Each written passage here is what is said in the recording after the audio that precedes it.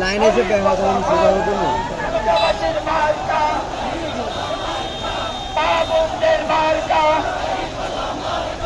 ইনশাআল্লাহ যাবে ইনশাআল্লাহ জিতে যাবে ইনশাআল্লাহ জিতে যাবে মাশাআল্লাহ জিতে যাবে কলকাতাবাসীর মার্কা তাদের মার্কা নারায়ে তাকবীর নারায়ে তাকবীর